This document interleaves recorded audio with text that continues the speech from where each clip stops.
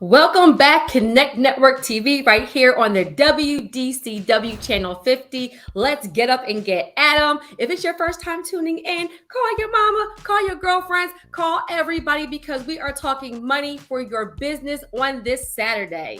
That is right, Terry. The level up is here. And if you are a Black woman in business, you can go ahead and record today's episode because we are giving you the information you need to access the capital that you deserve.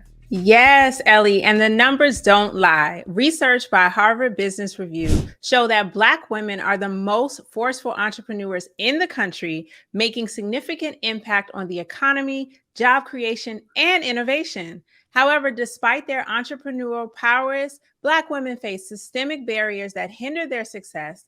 And today, we will delve into these challenges and discuss the immediate actions needed to address them. So let's get right into it, ladies. We're starting with the obvious, the lack of access to capital. So it's a significant barrier for many entrepreneurs. So in your experience, ladies, how does the capital disparity affect Black women entrepreneurs specifically? And what are some steps we can take in kind of bridging this gap? This is a really good question, right? Yes, girl, it really is. It's something that Ellie and I definitely struggle with. But Ellie, this is like your lane of expertise because you're constantly teaching women how to get access to funding. But I would say the main thing that really impacts us is our ability to scale because we end up funding our own businesses and maybe our funds are not as long or strong. And if we were able to get access to capital, we could scale and build faster. But Ellie, what do you think? I mean, I definitely agree. It's a huge issue. There's definitely a real funding gap, right? We have the wealth gap, we have the income gap, but there's also a funding gap in that women-owned businesses often are not getting as much access, not because they don't have great businesses, but because there's just a knowledge gap there and they don't always have the information of what is required in order to get the funding.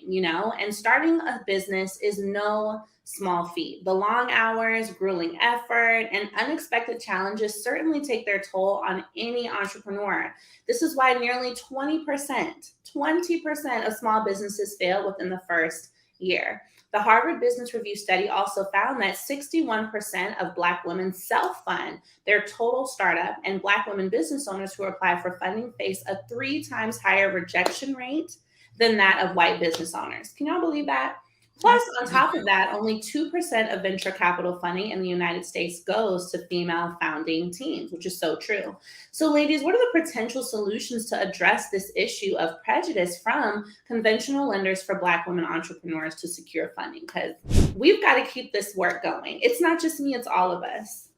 Yes. So let me just say we could probably talk about this the entire episode. So I want to give a couple of just quick tips to some people out there because the lender matters. Let me say it again. The lender matters. So one thing people are doing is they're just blindly applying for financing and crossing their fingers without understanding that, there's big banks, there's regional banks and credit unions, and there's fintech companies. So let me just quickly give you some information. Big bank, Chase, Wells Fargo, Bank of America, mid-level bank, right? Key Bank, Regions, PNC, Citizens, Truist, your credit unions. And then you have fintech companies, right? If you don't know what a fintech company is, I use them heavily. And fintech companies are lenders, private lenders that specialize in funding you, entrepreneurs, investors, small business owners. So fintech companies to business credit is like hard money lenders to real estate, right? So they have a different criteria. So what I would say to you as a tip, if you're trying to get financing, a no for a big bank, Bank of America, Chase may be a yes for a regionals bank. A no for a regional bank may be a yes for a fintech company. So understand the approval criteria and then look at the different tiers of lenders and only go forward with the lender that you're most closely matched with. That can be a game changer. Yeah, and I also think that you shouldn't take no for your final answer because I know a lot of times they have maybe a systematic way in which they quickly go through a lot of applications.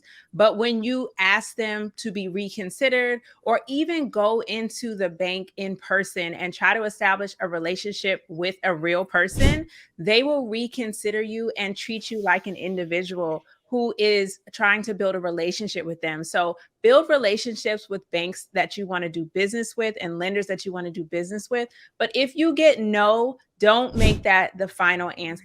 Ask, what can you do to be reconsidered? Maybe even fix some of your credit and your application documents so that when they reconsider you, you get a yes the second time around. That's absolutely true. I was just going to say that we have to confidently ask for a reconsideration. So much of the time, a no is not really the no, right? We have to come back and say, okay, please explain to me what I could do to improve this application. And I have things I would like to add to increase my chances. I also want to add, in addition to the big banks and the mid banks, to really look at community development financial institutions. These are called CDFIs for short. These are all over your state. They're all over the country. And these are, as the name suggests, literal community funds that are created and dedicated to funding minority-owned businesses and women-owned businesses. So a lot of the time, again, we're looking at these major names, but like Terry said, a no for Chase is a yes for a CDFI. So we just have to look outside the box a little bit. And that's why it's so important to stay connected with us, so we can tell you where to go. Come on, somebody. Look, information changes situations. Yes, honey. The three of us have accessed hundreds of thousands, if not millions of dollars in capital. So I'm really honored to be able to share this stage with you. Your handles, ladies, so people can slide in your DMs during the commercial breaks and begin to level up today. If you want to follow me, I'm on Instagram at The Purpose of Money. And y'all know where to find me. I'm at Ellie Talks Money on all platforms. Yes, and I am Terry Cowser. You can find me mostly on YouTube and Instagram, but I'm everywhere. Slide me a DM, say the word funding, the Care Credit Tools with Terry Cowser, and I will send you some tips to help you get some money ASAP.